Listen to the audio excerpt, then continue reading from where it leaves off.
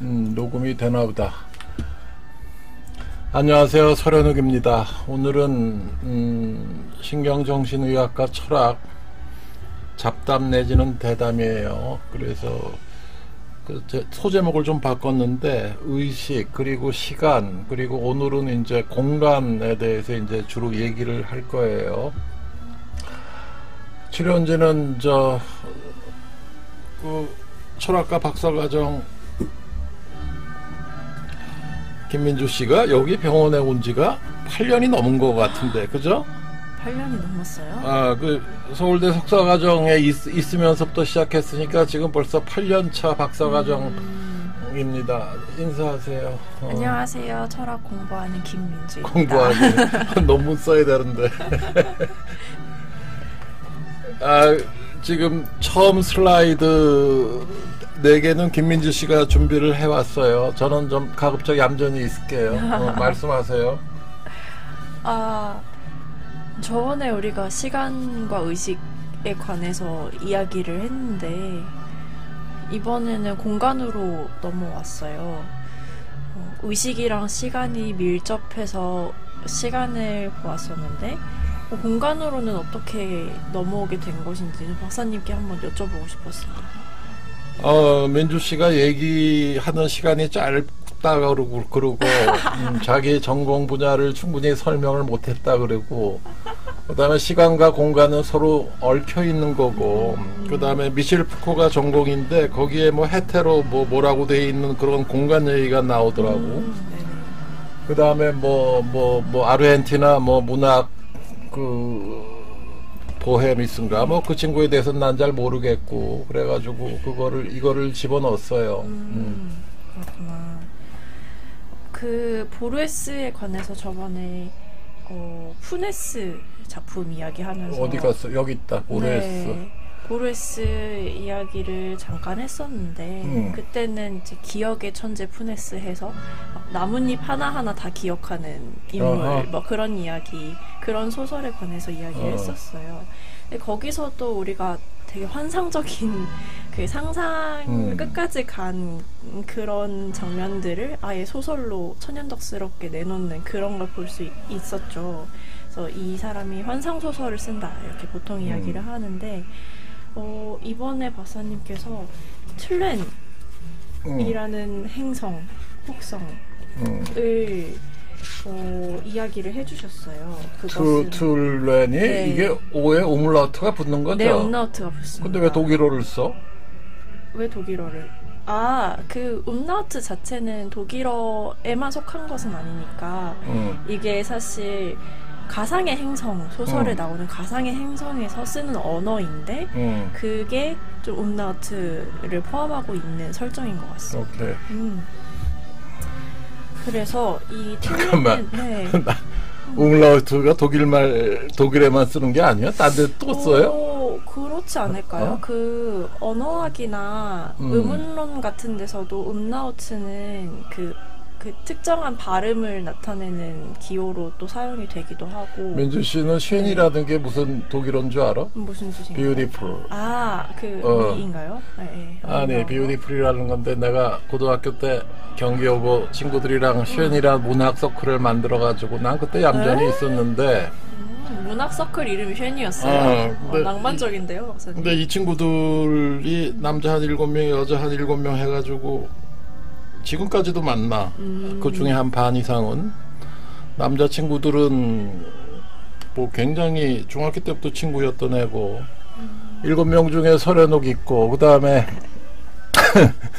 SK텔레콤 사장했던 김진배라고 있고, 그 다음에 고법 부장판사 경기고등학교 1등으로 졸업한 박 변호사 있고, 박혜성. 그 다음에 한 명은 충무로에 아주 건물주, 서울대 건축과 나와가지고 건축주 하고 있어. 응? 그러면서 지금 나이에 연극한다고, 그것도 서울대 이름 안 판다고 그냥 무명으로 지원해가지고 나이 70 넘어가지고 연극하는 친구 있다고. 좀 미친놈이지? 그 다음에 2명은 무슨 전자공학 박사고. 다 그래. 한 명은 치과의사인데 내 주치의였는데 10여 년 전에 돌아갔고, 그 여자친구들은 뭐 어디 교수들 많이 해. 뭐 불란서. 거기도 불문과가 있네. 문학을 읽으셨어요? 아니 뭐 도스토옙스키, 뭐 데미안 뭐 이런 거 쭉 그냥 무진장 읽었는데 난 여자친구들이 그렇게 도스토옙스키 그렇게 좋아하는지 처음 알았어. 그렇게 인생들이 우울해? 난 도대체 아니 도스토옙스키 그 지겨운 소설을 어떻게 그걸 다 읽고 앉아가지고 아이 우리는 그때 뭐 이것저것 공부할 것도 많고 그러는데 뭐 하여간 우물라우트 하니까 생각이 나네. 시간이 많아요. 천천히 갑시다. 이거 뭐 언제 끝날지 모르는 게임이야 지금. 그렇구나. 그 틀렌이라는 이름에도 저 우물라우트가 붙습니다. 맞습니다. 이거는 픽션들이라는 그 단편집에 속해 있는 소설인데요. 풀네임은 틀렌 우쿠바르 오르비스 테르티우스입니다. 그래서 틀렌은 그 행성의 이름이고요. 또 다른 행성. 그리고 아니다. 우쿠바르가 행성 이름이고요.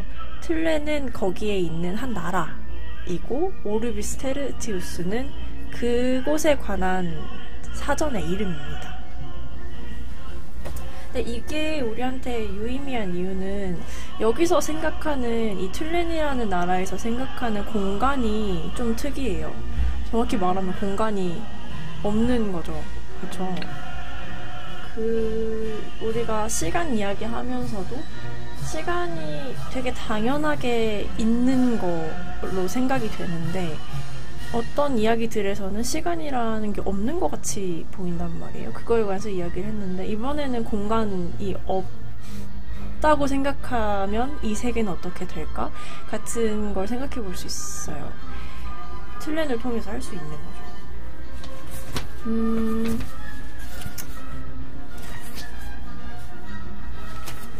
이 공간과 시간이 틀렌에서 어떻게 생각되는지를 이 인용에서 확인할 수 있습니다. 잠깐 읽어보면 이래요. 이 행성에 있는 국가들은 태생부터 관념적이다. 틀렌 사람들에게 세상이란 공간 속에 물체들이 뒤섞인 것이 아니다. 그들에게 세상은 독립적인 행위들로 이루어진 이질적인 연속물이다. 그것은 연속적이고 시간적이기는 하지만 공간적이지는 않다. 아, 이게 무슨 말일까요? 좀 어려운데 핵심은 여기는 시간만 있고 공간이라는 건 실제로 존재한다고 생각되지가 않는다는 거예요. 여기 있는 사람들은 완전 관념적인 세상이라서 관념적으로 사유를 해서 모든 있는 것은 관념적인 것이지 물질적이거나 이 실체적 그 물질적인 실체가 아닌 거예요. 그래서 시간만 있고 공간이라는 개념은 없는 겁니다.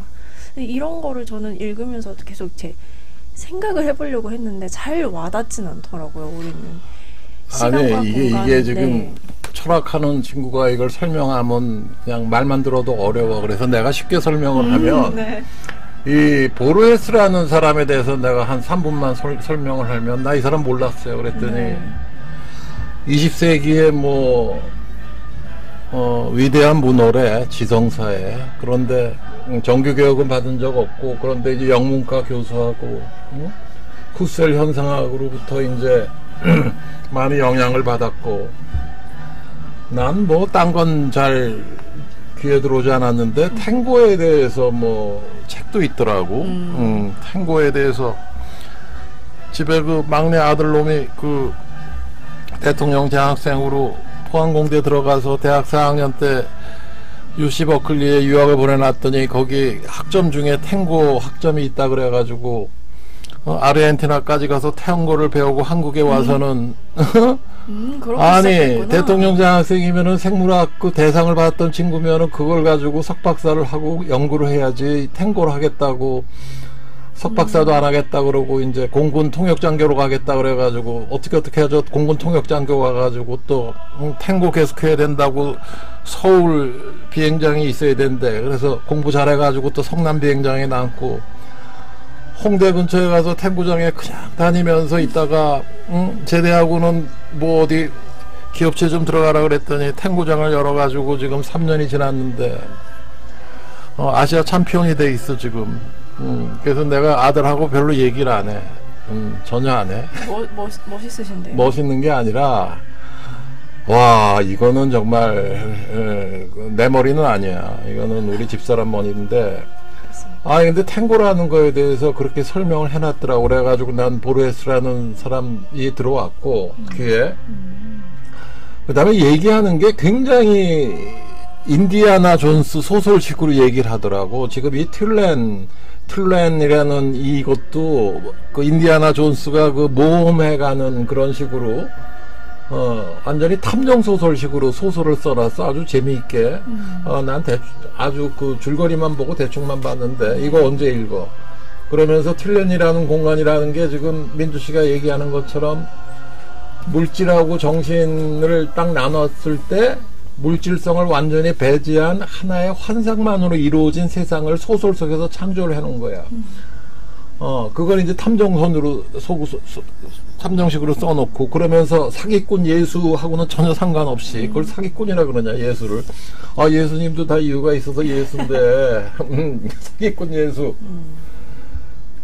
그러니까, 이게 포스트 모더니즘에서 아주 중요한 문학이라는 게, 그러니까 철학적인 얘기를 이 양반 생각하는 게 굉장히 레벨이 깊더라고. 현상학적인 주제를 가지고 얘기를 해서 그런지 뭐 신이나 죽음이나 시간 등의 이런 걸 갖다가 소설로 갖다가 풀어놓은 것 같아요. 거기까지. 맞아요. 이 굉장히 철학적이고 그리고 실험적. 네. 그리고 동시에 환상적이고. 네. 근데 그걸 철학서처럼 줄글로 설명한 게 아니라 하나의 세계를 창조해서 그런 현실도 있을 수 있다고 우리를 체험하게 하잖아요. 거기서 좀 놀라움을 항상 느낍니다. 그 말씀하신 것처럼 이 전적으로 시간적이고 공간이라는 건 없는 세계가 뭔지 우리가 이전에 칸트 이야기하면서 봤던 구도로 생각을 해보면 그 칸트에게서 시간과 공간이 우리가 이런 이야기를 칸트 했어요. 여기 있네. 네, 칸트에게서 시간과 공간이 어떤 의미인지를 생각을 해보면 도움이 될 것 같아요. 그때도 시간이나 공간이 이 세계의 사물에 내재한 게 아니라 인간 안에 있는 거다, 이런 얘기를 했었어요. 그래서 시간이라는 건 인간이 이 세계로부터 오는 그 감각적인 재료들을 받아들이는 그 형식이라고 칸트는 이야기를 합니다. 근데 공간도 마찬가지예요. 이 시간은 그 감수하는 형식이 내적인 차원, 그러니까 의식의 차원에 있는 것이라면, 그렇죠, 여기 방금 줄쳐주신 것처럼. 아니 근데 표상이라는 말을 네. 뭐 표현이라고 하는 거야? 왜 표상이라는 표현을 쓰지? 왜 표상이라는 단어를 쓰냐면 이 사물이 있는데 그 사물이 개념이 될 때는 이 사물을 어떤 식으로든 대표하는 개념으로 복제를 한 거잖아요. 그런 의미에서 표상이라는 뭐 그렇다 그러고. 네.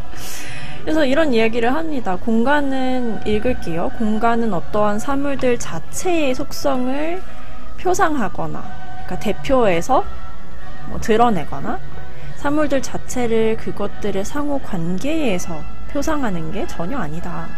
공간은 다름 아니라 외감의 모든 현상들의 형식을 따릅니다. 이거는 이제 우리 인간이 외적인 감각, 외적인 것들을 감각할 때 사용되는 어떤 형식이다. 인간이 본래적으로 갖고 있는 어떤 형식이다. 이런 이야기예요. 다시 말해서 공간은 그 아래에서만 우리가 외적인 직관이 가능한, 그러니까 외계에 있는 사물들을 직접 직관하는 것이 가능하게 만들어주는 감성의 주관적 조건이라는 거예요. 그러니까 시간과 공간은 이미 인간적인 것이고, 그러니까 세계에 있는 게 아니라 자연적인 것이 아니라 인간적인 능력의 하나인 거고, 그때의 그 의식 안에 있는 그 시간 있잖아요. 칸트가 이야기했던 그 시간이 극대화된 세계가 틀렌인 것 같습니다. 그러니까 거기에는 인간이 관념적으로 자기 의식 안에 갖고 있는 어떤 시간의 흐름, 그것만이 있고, 공간이라는 것은, 그러니까 이사물이라는 것은 딱히 없는 거죠. 따로 독립적으로 존재하지는 않는 거죠. 그 시간을 떠나서.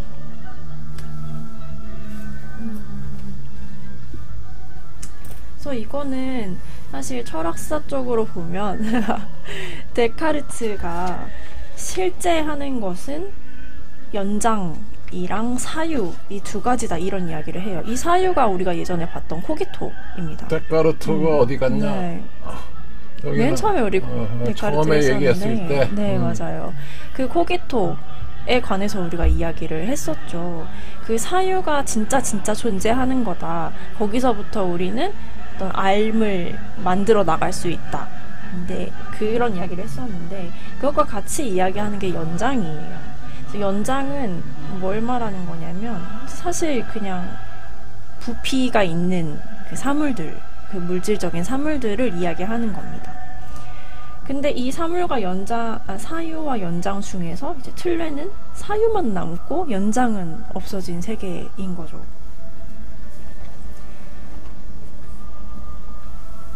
그래서 뭐 틀렌에서 여러 가지 재밌는 사례들이 나오는데, 예를 들어서 뭔가 제가 물건을 잃어버렸어요. 제가 제 핸드폰을 잃어버렸어요. 근데 그거를 이제 며칠 뒤에 찾았어요.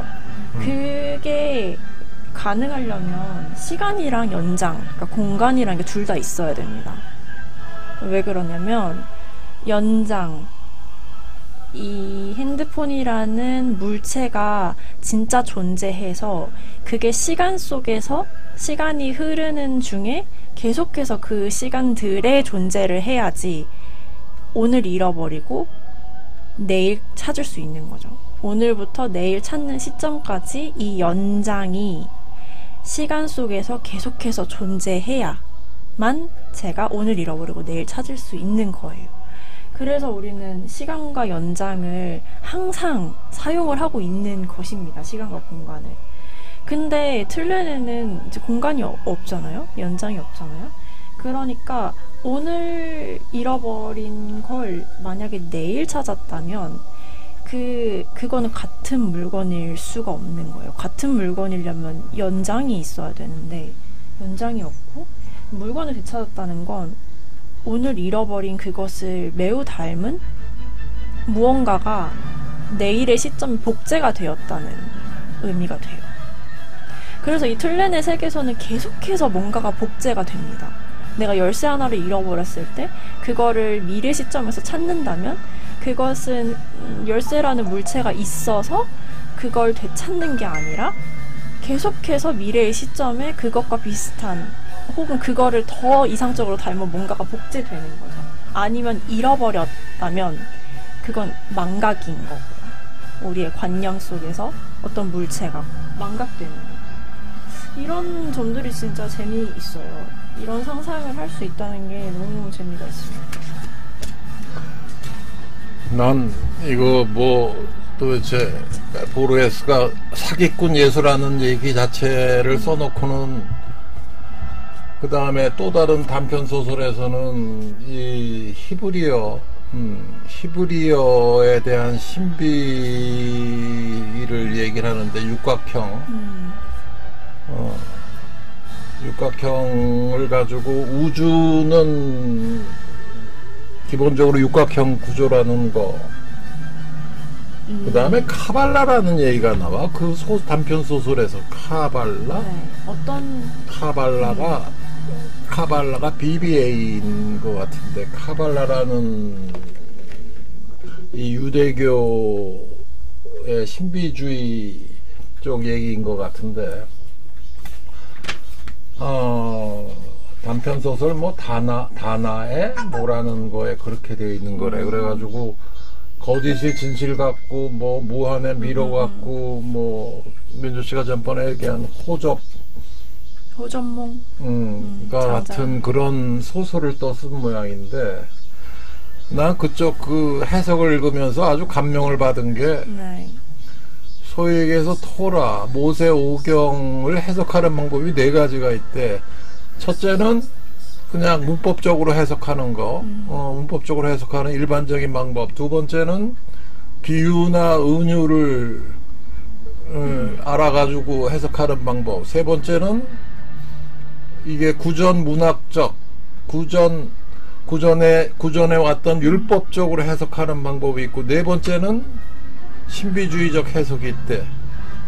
무슨 얘기냐면 토라의 일반적인 해석이 되게 1, 2단계에 머무르는데 그 유대교 랍비들 일부에서는 굉장히 신비적인 요소, 이게 우주의 비밀을 포함하고 있다고 해석을 한대. 이래서 유대교가 그렇게 강력하다는 얘기를 하는 건데, 내가 농담삼아서 예전에 얘기를 많이 했는데, 아까 고등학교 때 독서클럽 얘기를 했는데, 헤세의 데미안을 해석하는 방법이 첫 번째는 일반적인 해석이 있는데, 일반 문학적인 해석. 두 번째로 넘어간 게 전혜린적인 해석. 전혜린이라는 여자, 그 대단한, 그리고 아무 말도 하지 않았다는 서울법대 나온 그 여자의 그 수필집에 대해서는 잘 모르겠지만 요새 젊은이들은. 세 번째가 융기한 해석, 책의 융기한 뭐 해석, 아키타입이라든지 이런 거 해석하면 굉장히 얘기가 골치 아파져.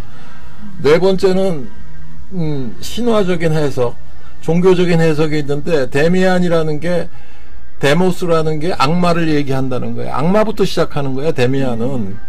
그러니까 이걸 해석하는 방법을 똑같은 얘기를 갖다 놓고 1, 2, 3, 4단계로 넘어갈수록 굉장히 매직하게 들어간다는 거지. 그런 면에서 보면은 이 보에루스라는 이 양반이 굉장히 소설을 재미있게 쓴 거야. 이게 이러니까는 포스트 모더니즘에 뭐 어쩌고 저쩌고 문호라고 이제 얘기를 하는 것 같아. 난 잘 몰랐는데. 그 신에 관한 그리스도 이야기를 제가 잠깐 그 부분을 읽어드릴게요. 네. 이렇게 나와요. 사실 이 우쿠바르라는 혹성이 완전 가상의 세계인 게 아니라, 우리 영화에서 막 뭐 그런 SF 그런 게 아니라, 사실은 나라를 하나 새로 만들고 싶었던 사람들이 17세기인가? 체계를 만들기 시작해서 어떤 혹성을 가상으로 관념적으로 만들어낸 거예요. 그거에 참여한 사람이 이 소설 속에 백만장자라고 나오는 에즈라 버클리라는 인물인데, 그 사람이 했던 말이에요. 그 그리스도와 계약을 맺지 말아야 한다. 읽어드릴게요. 이 백만장자가 이제 돈을 많이 들여서 이 나라를 하나 세우려는, 우쿠바르라는 행성을 하나 세우려는 사람들의 이제 프로젝트를 지원을 하는데, 그때 내세운 조건입니다. 읽을게요. 그 작업은 사기꾼 예수 그리스도와 계약을 맺지 말아야 한다라는 조건을 제시한다. 버클리는 신을 믿지 않았다. 하지만 필멸의 인간들에게도 우주를 구상할 수 있는 능력이 있음을 존재하지 않는 신에게 보여주고자 했다. 이런 얘기가 나와요. 그래서 이 에즈라 버클리가 아마도 철학사에 나오는 조지 버클리를 빗대서 한 거다, 이런 이야기가 나오는데, 여기서는 그런 의미겠죠? 그러니까 이게 신적으로 만들어진 세계가 아니라, 우쿠바르가 인간들이 완벽한 세계를 하나 만들어내고 싶어서 아주 치밀하고 엄밀하게 구성을 한 그런 가상이라고 강조를 하는 부분일 거예요. 우쿠바르. 네. 그래서 이런 얘기를 해요. 이거는 인간들의 체스판인 거지, 인간들이 체스를 두면서 만들어낸 엄청나게 엄밀한 세계인 거지 천사들이 만들어낸 세계가 아니다, 이런 이야기를 해요. 그래서 거기서 신 혹은 천사 혹은 진짜 세계 같은 것이랑 좀 구분이 되는 거예요.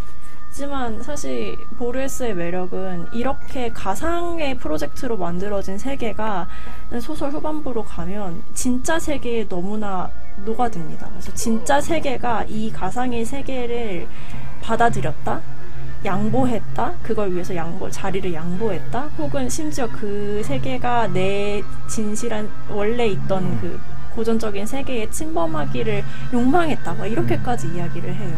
그러니까 가상이 현실의 가짜판이 아니라 두 개가 항상 섞여 있고, 그 어떤 가상적인 의도가 오히려 현실을 만들어낸다는, 의도적으로 경계를 그쵸. 미로화한 거지. 네, 맞아요. 문학적으로. 맞아요. 그런 점들이 저한테는 매우 매력적입니다. 그다음에 또 한 가지 박사님께 또 읽어드리고 싶은 부분이 있었는데요.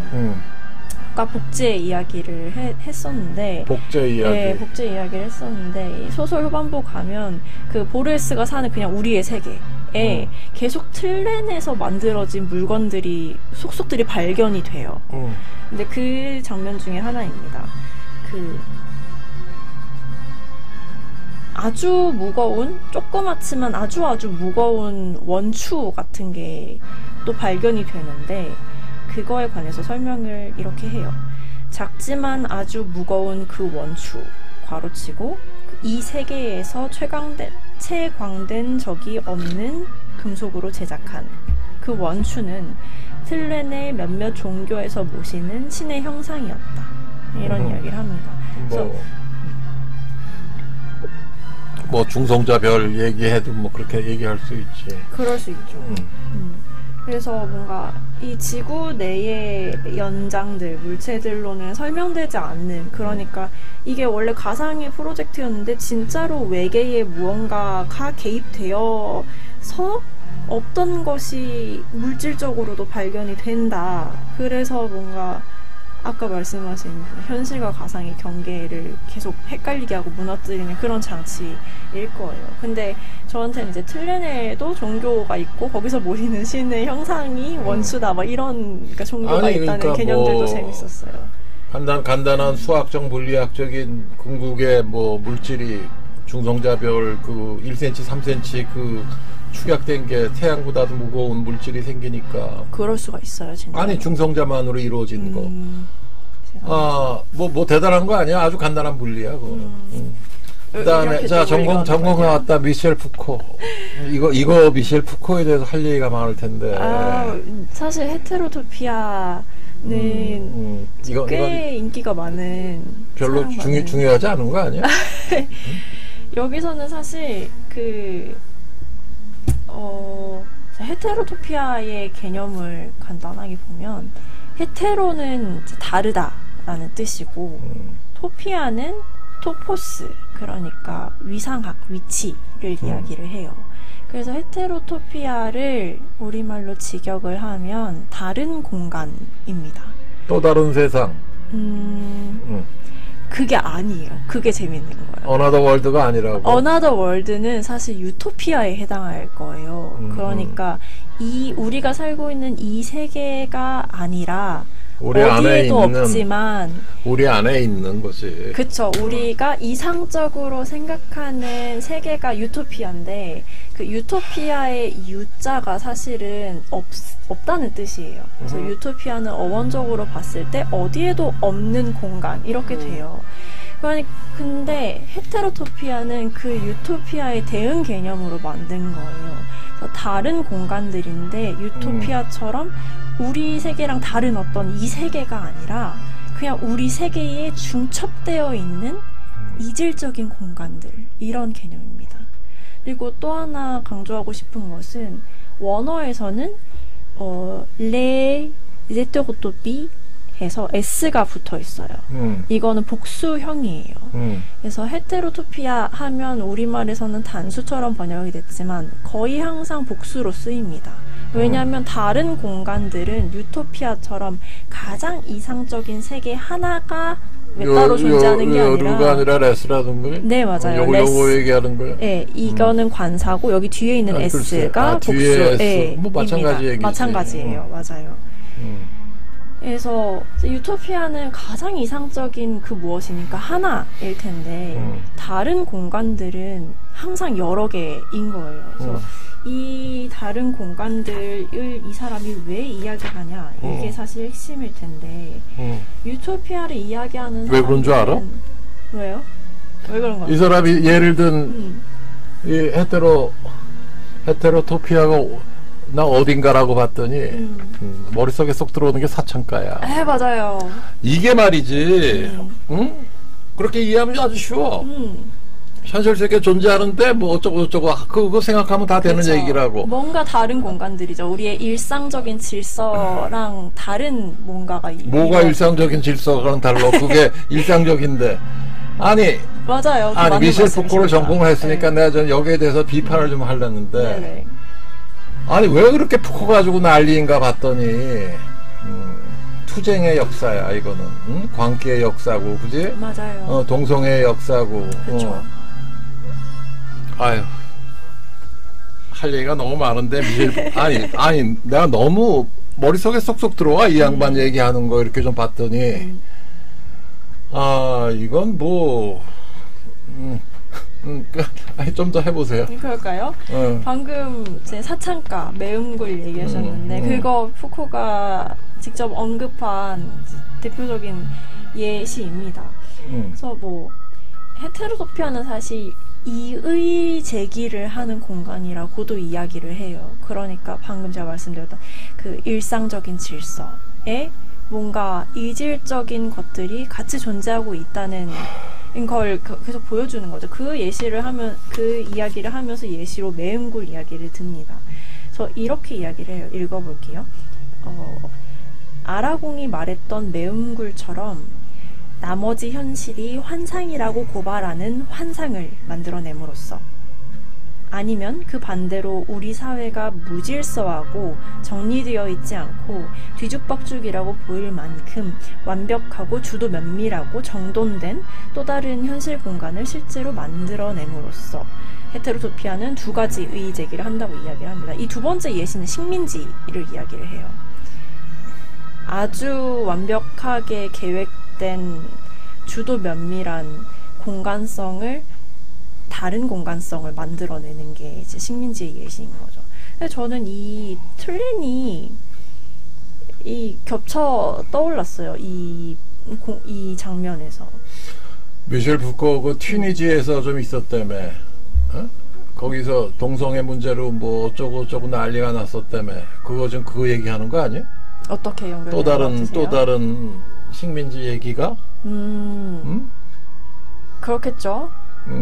그럼 뭐 식민지가 당대 프랑스에서 프랑스 식민지가 뭐 아프리카에서 뭐 몇 개 있어? 다 그 영국 거던데. 그렇죠. 조금 더 와닿는 쉬운 예시들을 헤테로토피아가 어떤 곳이냐 이야기를 해보면 이런 것도 있습니다. 기숙학교. 그러니까 아니면은 신혼여행의 공간. 그러니까 처음 여성이 처녀성을 잃는 공간.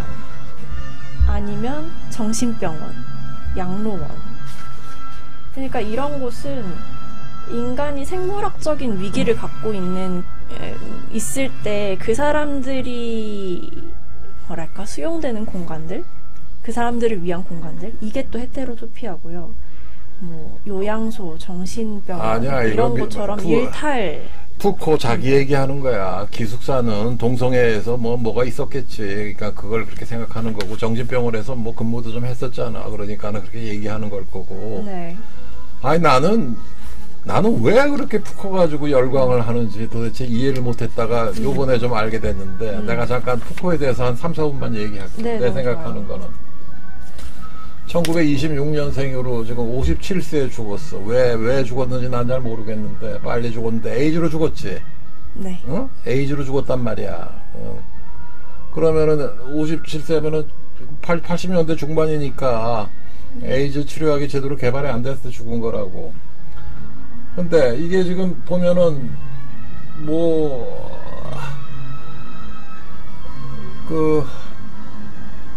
푸코 아버지가 일반외과 의사였고 어머니도 일반외과 집 딸이었고 그래서 전부 의사 집 아들이었다며. 그리고 하여간 난 20대 대학에 들어가서는 그렇게 많이 싸우고 자살 기도도 하고 사람들한테 적대적이고 그랬다며. 그랬다고 하더라고요. 그지? 네. 굉장히 적대적이고 싸움 좋아하고 투쟁 좋아하고. 이거 뭐야? 진단명이 뭐야? 난 딱 보고 보더라인 퍼스널리티 디스오더야. 아주 명백한 경계선적 인격 장애의 특징을 보인다고. 특히 남자들 같으면은 폭력성이 더 강조가 되고. 네. 그러면은 이 사람들 언제 철드냐 하면은 자기 애들이랑 같이 철들어. 나이 40대에 가면 좀 좋아져. 거의. 그래서 푸코의 그 지성을 갖다가 40대 넘어가지고 관계의 역사 이런 식으로 표현되기 시작하는 거야, 드디어. 보드라인 경계선적인 특성을 가지고 있어. 그러면 첫 번째가 스플리팅이 되게 심해. 응? 정상하고 비정상, 아니면 미친 거하고 정상. 이 스플리팅이라고 그러는데 아주 프리미티브 디펜스 메커니즘이 기본적으로 깔려 있는 사람이야. 이 사람 말을 왜 들어, 그렇게? 그러니까 나중에 이게 무슨, 그렇잖아. 응? 말과 사물 쓴 게 60년생이니까 66년도에 있었으면 나이 40대 가지고 이걸 썼지. 그 다음에 좀 있다가 뭐야? 응? 광기 범죄, 광기의 역사 썼지. 응? 그 다음에 좀 나이 더 들어서는 성의 역사를 썼단 말이야. 이게 세 개인데, 말과 사물 가지고 이제 사람들이 열광을 했다며. 이 책이 그렇게 100만 부 이상이 팔렸다며. 난 도대체 이게 무슨 책인가 그랬더니 별거 아니야. 그냥, 응? 각 시대별로 따라서 그걸 어떻게 뭐가 중점이 되어 있나, 말이 주제가 뭐였냐를 얘기하는 거야. 19세기 같으면은 생물학, 그 다음에 정치 경제, 고전 시대 같으면은 부에 대한, 그 다음에 자연사적 근거, 그 다음에 그러면서 한다는 얘기가 앞으로는 새로운 어떤 주제는 정신 분석학이 돼야 되는데 정신 분석학이 되게 뭘 돼? 그렇게 간단하게 이야기할 수 없어요. 정신 분석이 돼야 된다고 얘기하지 않고 이 사람이 말과 사물에서 하는 이야기가 중요한 이유는 단지 그 시대에 어떤 학문들이 있었는지를 일괄하는 게 문제가 아니라 인간이 지식이라고 가치로운 진리라고 생각하는 게 단일하다고 인간들은 지금까지 생각을 해왔는데, 내가 시대를 뜯어보니까 약 150년 주기로 그 진리를 결정하는 기준, 준거가 완전히 달라진다. 그리고 그 달라지는 게 단지 단계적으로 발전하느라고 달라지는 게 아니라 완전 단선적으로 그냥 확 바뀌더라. 이 이야기를 해서 그래서 이 말과 사물이 의미가 있었던 거라고 저는 알고 있습니다. 그러니까 서양의 고전적인 진리관을 완전히 다르게 바꿔놓은 것이죠. 그래서 이 베이스에서만 이 이후의 현대의 그 다양한 사유들이 잉태를 할 수가 있는 차원이 있어요. 저는 그렇게 생각합니다. 아니 그러니까 내가 지금 내 입장에서는 미셸 푸코를 딱 들여다보면서 지금 굉장히 지금 공격할 주제가 너무 많아. 근데 그거를 민주 씨는 이게 전공이었으니까 이걸 지금 방어하는 입장이란 말이야. 아니 재밌으세요? 뭐가 재밌어? 이건 말이야. 40대 초중반 이후에는 튀니지 가가지고 대학 강단에서 어쩌고저쩌고 해가지고 이게 물론 거기에 억압받는 거에 대해서 자기가 저항을 하고 데모 선동을 하고 이걸 완전히 도사야. 이 사람 미국에 가가지고 그렇게 인기 있었던 것도 히피 문화랑 어울려가지고 맞아요. 완전히 우상이 됐을 거야. 그리고 이 나라 지금 좌파 얘네들을 한테 이 사람이 우상이 될 수밖에 없어. 이런 철학자가 어디 있어? 이런 미친놈이. 미친놈이라 그래서 미안한데 실제로 미쳤어. 실제로 미쳤어요. 실제로 미친놈이야. 왜 그런 줄 알아? 성의 역사 나중에 가가지고 성의 역사를 썼는데 1, 2, 3, 4, 5, 6 해가지고 뭐 1, 2, 3권이 나와 있다며 4권이. 네, 다 나왔어요. 전부 그 동성애 그 비유하는 글을 쓰는 거야. 그럼 19세기에 무슨 뭐 크라프트 에빙의 무슨 그 온갖 그 성도적자들 그런 쪽으로 자꾸만 생각하는 거고 자기 문제에 대해서. 그거밖에 없어. 이거는 자기 문제에 관해서 철학이 시작되는 거는 모든 철학의 아니 그 근본 근데 조건이 아닐까요? 이거는 말이야. 그것 때문에 이 철학을 이 사람은 어떻게 않을 이유가 보면은 있을까요? 1920년대, 30년대, 40년대, 1950년대 이 정도까지 동성애가 이거 완전 미친놈이야. 이거는 범죄잖아요. 거기 카테고리에 들어갔다고. 물론 크라프트 에빙 19세기 중엽에 그 크라프트 에빙이 그 사이코패스야 섹슈얼리스 쓴 책이 내가 어디 있는데 1865년에 나온 책이 어디 미국에서 집어온 게 있는데 그 나중엔 동성애를 그 하나의 그 질환으로 인정을 해줬어. 19세기 중반 후반에는 아니 그 얘기를 쓰고 있는 거라고. 그 다음에 20세기 뭐 고대 그리스 시대에서는 소위 얘기해서 피도필리아, 소아성애적인 그 애들 갖다고 장난하는 거, 피도필리아 이 문제를 가지고 자기 자신을 변호하는 거야. 그리스 시대는 소크라테스도 소아성애적인 거 가지고 얼마나 그랬느냐. 내가 소크라테스 같은 거 모자란 게 뭐냐 이 얘기하고 있는 거라고 지금. 그러면서 이걸 페미니즘 하면서 이걸 일으켜 세워. 아니 가만히 있어봐. 민주씨 지금 50분이 넘어가지. 네. 좀 싸워. 아니 이거 굉장히 중요한 얘기야. 이게 지금 맞아요. 지금 거의 좀 자기가 페미니즘의 이론적인 중추에 서 있다고 생각해야 돼. 무슨 얘기인 줄 알아? 서울대 인문대학이 그렇다며. 저번에 한양대 그 심리학 교수가 와서 그 얘기하더라. 우리나라 페미니즘의 중추